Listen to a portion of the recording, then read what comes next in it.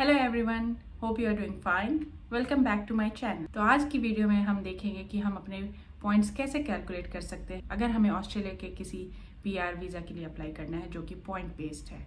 अगर आपको complete PR process जाननी है तो लिंक डिस्क्रिप्शन में है हमारी पीआर जर्नी का। प्लीज़ जाइए और वो वीडियो देखिए। अगर पसंद आए तो लाइक ज़रूर कीजिएगा। तो सबसे पहले हम जाएंगे imi.homeaffairs.gov.au के वेबसाइट पर। अगर आपको पता है कि आप कौन सी वीज़ा या कौन सी सब क्लास के लिए अप्लाई करने वाले हैं तो आप उस वीज़ा को डायरेक्टली सर्च ऑप्शन में जाके फाइंड कर सकते हैं। अगर आपको नहीं पता है कि आप कौन से वीज़ा के लिए अप्लाई करें या आपको कौन से वीज़ा के लिए अप्लाई करना चाहिए तो आप सारे वीज़ाज़ की डिटेल होम अफेयर्स वेबसाइट की होम पेज पे फाइंड कर सकते हैं। यहाँ वीज़ाज़ ऑप्शन को क्लिक करेंगे और गेटिंग ए वीज़ा ऑप्शन के अंदर एक्सप्लोर वीज़ा ऑप्शंस कर सकते हैं। बेस्ड ऑन कि आपकी रिक्वायरमेंट क्या है, क्या आप विजिट करना चाहते हैं, आप परमानेंटली ऑस्ट्रेलिया आना चाहते हैं या सिर्फ स्टडी या वर्क के लिए आना चाहते हैं, आप इनमें से कोई भी ऑप्शन सेलेक्ट कर सकते हैं। क्योंकि इस वीडियो का फोकस है अपने पॉइंट्स कैलकुलेट करना पीआर के लिए, तो हम लोग सेलेक्ट करेंगे लिव हियर परमानेंटली ऑप्शन। जैसे ही आप live here permanently option select करेंगे तो आपको जिस जिस कैटेगरी के अंदर आप परमानेंट रेजिडेंट अप्लाई कर सकते हैं वो सारी कैटेगरीज यहाँ लिस्टेड हैं। सो आप फैमिली स्ट्रीम के अंदर भी परमानेंट रेजिडेंस वीज़ा डाल सकते हैं। अगर आपका फैमिली मेम्बर कोई ऑलरेडी ऑस्ट्रेलिया में है तो आप अपनी एलिजिबिलिटी चेक कर सकते हैं और वीज़ा अप्लाई कर सकते हैं। हम लोग करेंगे work stream permanent resident visa क्योंकि हम लोग स्किल्ड इंडिपेंडेंट वीज़ा के लिए अप्लाई कर रहे हैं। जब आप work stream permanent resident visa में जाएंगे तो यहाँ पे आपको सारे ऑप्शंस मिलेंगे कि वर्क स्ट्रीम के अंदर कौन कौन से वीज़ाज हैं। हम वर्कर्स क्लिक करेंगे। ऑन दिस पेज, इस पेज पे आपसे 3 क्वेश्चन पूछे जाएंगे जिसके बेसिस पे आपको आउटकम मिलेगा कि कौन कौन से वीज़ा आपके लिए रेलिवेंट है और आप कौन कौन से वीज़ा अप्लाई कर सकते हैं। जो सबसे पहला क्वेश्चन है वो है कि what kind of work will you do, किस तरीके का काम आप करते हैं या करना चाहेंगे।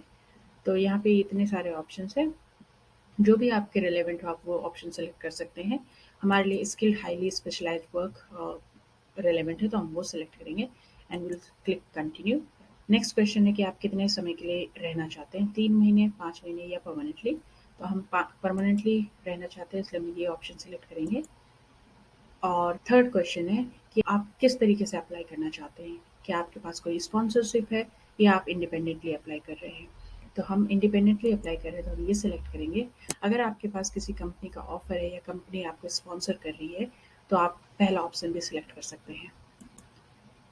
जब हमने वो तीनों क्वेश्चंस के आंसर दे दिए और अगर आपको लगता है कि आपने किसी क्वेश्चन का जवाब गलत दिया है तो आप यहाँ जाके चेंज भी कर सकते हैं और उसके बेसिस पे आपको वीज़ा की लिस्ट मिलेगी। तो हमें मिले हैं कुछ 4 वीज़ाज़ जो हमारे क्राइटेरिया को मैच करते हैं, पर हमारा फोकस है सब क्लास 189।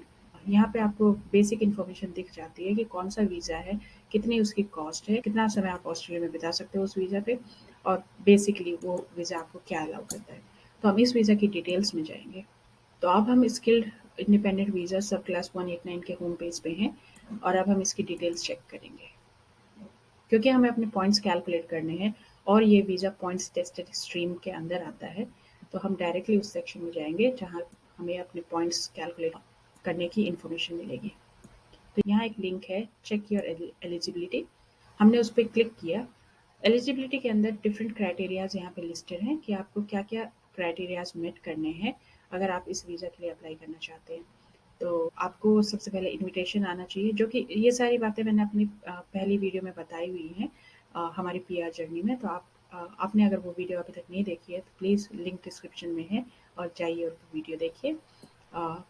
इस वीडियो में क्योंकि हम अपना स्कोर कैलकुलेट कर रहे हैं तो हम डायरेक्टली जाएंगे be able to score 60 points और मोर इस क्राइटेरिया पे और इसकी डिटेल्स को चेक करेंगे। जब हम इस सेक्शन को ओपन करते हैं तो यहाँ पे कुछ इन्फॉर्मेशन दी हुई है इस क्राइटेरिया के लिए कि मिनिमम रिक्वायरमेंट है 65 पॉइंट्स होना। अगर आपके 65 पॉइंट्स नहीं हैं तो आप इस वीज़ा सब क्लास के लिए अप्लाई नहीं कर सकते। तो नेक्स्ट क्वेश्चन ये आता है कि हम कैसे वैलिडेट करें कि हमारे पॉइंट 65 हैं या नहीं हैं। तो हम जाएंगे पॉइंट्स कैलकुलेटर पे। तो यहाँ एक लिंक दिया हुआ है पॉइंट्स कैलकुलेटर, हम उस लिंक को ओपन करेंगे। Again on points calculator different type के क्वेश्चंस पूछे जाएँगे, जिसके बेसिस पे वो आपको सजेस्ट करेंगे कि आप इस आपके कितने पॉइंट्स बनते हैं। तो हम इन सारे क्वेश्चनरीज़ के आंसर्स करेंगे अभी और उसके बेसिस पे हम देखेंगे कि आउटकम क्या है। तो सबसे पहला क्वेश्चन है कि किस टाइप के वीज़ा को आप अप्लाई करना चाह रहे हो? तो यहाँ पे डिफरेंट 5 ऑप्शंस दिए हुए हैं। ये सारे वीज़ा पॉइंट्स बेस्ड हैं, इसलिए आप इनमें से कोई भी सिलेक्ट कर सकते हैं। मेबी मिनिमम पॉइंट वैरी कर सकते हैं बट प्रोसेस ऑलमोस्ट सिमिलर है सारे वीज़ा सब क्लासेस की। तो हम लोग चेक करेंगे स्किल्ड इंडिपेंडेंट वीज़ा 189 के तो हम लोग चेक करेंगे अपने पॉइंट्स स्किल्ड इंडिपेंडेंट वीज़ा सब क्लास 189 के लिए। तो जैसे ही हमने सेलेक्ट किया स्किल्ड इंडिपेंडेंट वीज़ा सब क्लास 189, डिफरेंट क्राइटेरिया जो कि हमने प्रीवियस पेज पे देखे थे वो सारे एक-एक करके यहाँ आएँगे और हर क्राइटेरिया के लिए आपको कुछ पॉइंट्स मिलेंगे। अपने पॉइंट्स कैलकुलेट करने से पहले आप अगर एक रफ एस्टिमेशन लेना चाहते हैं कि आपके पॉइंट्स कितने बैठेंगे, तो यहाँ एक लिंक है पॉइंट्स टेबल का, आप उसको चेक कर सकते हैं। जैसे ही हम पॉइंट्स टेबल के पेज पे जाएँगे, यहाँ पे आपके सारे क्राइटेरियाज़ मेंशन हैं जिसके लिए आपको पॉइंट्स मिल सकते हैं। और हर क्राइटेरिया का यहाँ डिटेल दिया हुआ है। तो फॉर एग्ज़ाम्पल एज के लिए अगर आपकी एज 18 कम से कम 18 है या 25 से कम है तो आपको 25 पॉइंट्स मिलेंगे। अगर आपकी एज 40 है या 45 से कम है तो 15 पॉइंट मिलेंगे। तो हर क्राइटेरिया के अंदर एक बैंड है जिसके बेसिस पे आपको आपके पॉइंट्स मिलेंगे। तो ये पॉइंट्स टेबल काफ़ी हेल्पफुल है। पॉइंट्स कैलकुलेट करने से पहले आप एक रफ एस्टिमेशन यहाँ से भी लगा सकते हैं कि आपको कितने पॉइंट मिले हैं और पॉइंट कैलकुलेट करने के बाद आप पॉइंट्स टेबल पे वापस आके चेक कर सकते हैं कि अगर आपके पॉइंट 65 नहीं हो रहे हैं तो कौन-कौन सी कैटेगरी में आप पॉइंट्स स्कोर कर सकते हैं। तो ये पेज बहुत हेल्प करता है अंडरस्टैंड करने के लिए। तो हम वापस जाएँगे पॉइंट्स कैलकुलेटर पे। तो सबसे पहली क्राइटेरिया ऐज है, जैसा कि हमने उसमें देखा। तो जो भी आपकी ऐज बैंड है आप वो सेलेक्ट करेंगे। सो हम सेलेक्ट कर रहे हैं। Next criteria English language. So competent के लिए आपको 0 पॉइंट्स मिलते हैं जो कि आप पॉइंट्स टेबल पे देख सकते हैं। कम से कम आपको प्रोफिशिएंट इंग्लिश होनी चाहिए। पॉइंट्स बूस्ट करने के लिए सबसे बेस्ट ऑप्शन होता है इंग्लिश लैंग्वेज रिक्वायरमेंट। अगर आप इसमें सुपीरियर इंग्लिश ले आते हैं तो 20 पॉइंट्स आपको बाय डिफ़ॉल्ट मिलते हैं, प्रोफिशिएंट के लिए 10 पॉइंट्स मिलते हैं। तो अगर आपके पॉइंट्स 65 नहीं हो रहे हैं, तो आप अपने पॉइंट्स इंग्लिश लैंग्वेज टेस्ट के ज़रिए बूस्ट कर सकते हैं। सो हम सेलेक्ट करेंगे प्रोफिशिएंट। नेक्स्ट ऑप्शन है एक्सपीरियंस। सो एक्सपीरियंस के लिए भी आपको कुछ पॉइंट्स मिलते हैं। यहाँ एक ऑप्शन दिया हुआ है कि आप कन्फर्म करें कि आप वो पॉइंट्स क्लेम कर सकते हैं या नहीं कर सकते हैं। तो जैसे ही आप इस बटन पे क्लिक करेंगे आपको कुछ इन्फॉर्मेशन मिलेगी कि क्या-क्या क्राइटेरिया है और किस-किस क्राइटेरिया के अंदर आप अपने पॉइंट्स यहाँ पे क्लेम कर सकते हैं। तो आप इसको रीड कर सकते हैं, बहुत सारे क्राइटेरिया दिए हुए हैं। हम लोग डायरेक्टली अपने पॉइंट्स कैलकुलेट करेंगे। सो पहला है overseas skill employment outside Australia. जितने भी साल का आपका experience relevant to your skill set है, तो हमने सेलेक्ट किया at least 5 but less than 8 years. In Australia जो भी आपका एम्प्लॉयमेंट है वो सेलेक्ट करेंगे less than 1 year. Next option है एजुकेशनल क्वालिफिकेशन का। तो क्या आपकी क्वालिफिकेशन है आप वो सेलेक्ट करेंगे। उसके बाद नेक्स्ट क्वेश्चन है आपकी स्टडी रिक्वायरमेंट इन ऑस्ट्रेलिया कि अगर आपने ऑस्ट्रेलिया में कोई डिग्री कंप्लीट किया है या कोई कोर्स किया है तो उसके लिए भी आपको पॉइंट्स मिलते हैं। Next one is specialist education qualification. अगर आपके पास कोई मास्टर्स डिग्री रिसर्च है या पीएचडी है उस टाइप की डिग्रीज हैं तो उसके लिए भी आप पॉइंट्स क्लेम कर सकते हैं। अपने पॉइंट्स बढ़ाने का एक और अच्छा तरीका है क्रेडेंशियल कम्युनिटी लैंग्वेज। तो अगर आप इंग्लिश के अलावा कोई और लैंग्वेज जानते हैं और उस लैंग्वेज से आप ट्रांसलेटर या कम्युनिटी को हेल्प कर सकते हैं तो आप एक नाटी टेस्ट होता है वो दे सकते हैं और उसके आपको 5 पॉइंट मिलते हैं। तो आप ये भी ऑप्शन है आपके पास अपने पॉइंट्स बूस्ट करने का। Next question is about study in regional Australia. So no. Partner skills. So partner skills के लिए भी आपको 5, 10, 20 पॉइंट्स मिल सकते हैं। जो भी आपके इन तीनों क्राइटेरिया में से जो भी आपका मैच करता है आप उसको सेलेक्ट करेंगे। और again professional year in Australia, अगर आपने प्रोफेशनली वर्क किया है ऑस्ट्रेलिया में तो आप वो सेलेक्ट करेंगे और उस बेसिस पे आपके पॉइंट्स कैलकुलेट होंगे। तो हमने सारे क्वेश्चंस के आंसर दे दिए हैं। अब हमारे पॉइंट्स कैलकुलेट हो चुके हैं कि मिनिमम हमें कितने पॉइंट्स मिल रहे हैं। ये रही हमारी समरी।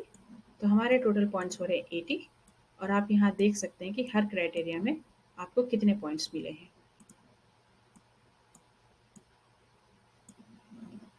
वर्क एक्सपीरियंस और क्वालिफिकेशन एक ट्रिकी सेक्शन है। स्पेशली वर्क एक्सपीरियंस एक ट्रिकी सेक्शन है, क्योंकि आपको लगता है कि आपके पास 10 इयर्स का एक्सपीरियंस है, आपके पास 10 इयर्स का एक्सपीरियंस है, बट जब आपकी स्किल असेस की जाती है, उस समय आपका 10 इयर्स का एक्सपीरियंस रिड्यूस भी हो सकता है, क्योंकि जो असेसिंग अथॉरिटीज़ हैं वो आपका एक्चुअल रेलेवेंट एक्सपीरियंस ही काउंट करते हैं। तो इट डज़न्ट मैटर कि अगर आपके पास 10 इयर्स का एक्सपीरियंस है तो वो पूरा 10 इयर्स का एक्सपीरियंस काउंट होगा। चांसेस हैं कि वो 10 इयर्स आपके 8 इयर्स में कन्वर्ट हो सकते हैं। तो ये भी हो सकता है कि जब आपने पॉइंट्स कैलकुलेटर यूज़ किया, आपको वर्क एक्सपीरियंस के लिए 10 पॉइंट्स मिल रहे हैं, बट जब आपकी स्किल असेस होके आती है और आपको असेसिंग अथॉरिटी कंफर्म करती है, तो आपके पॉइंट्स 10 की बजाय 5 भी हो सकते हैं। तो वो मार्जिन आपको लेके रखना होता है। तो यही था। यहाँ आप देख सकते हैं कि हमें 80 पॉइंट्स मिले हैं, तो हम बहुत ही अच्छी कंडीशन में हैं, क्योंकि मिनिमम इज़ 65 पॉइंट्स। और ये पॉइंट्स टेबल से आप आइडिया लगा सकते हैं कि आपको कहाँ वर्क करना है, कौन से सेक्शन में आप अपने पॉइंट्स बढ़ा सकते हैं। ये बहुत हेल्प करता है। तो जब आप कंफर्म कर लेते हैं कि आपके पॉइंट्स मिनिमम 65 हो रहे हैं और आप एलिजिबल हैं इस वीज़ा के लिए अप्लाई करने के लिए, नेक्स्ट स्टेप होगा अपना स्किल सेलेक्ट अकाउंट बनाना। उसकी इन्फॉर्मेशन मैं नेक्स्ट वीडियो में शेयर करूँगी। आई होप आपको ये वीडियो पसंद आई हो और ये आपके लिए हेल्पफुल हो। Thanks for watching.